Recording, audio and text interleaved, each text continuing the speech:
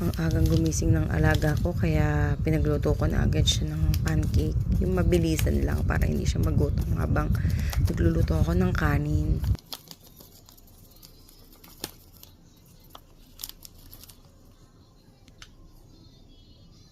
Lagyan na natin siya ng tubig. Konti-konti lang.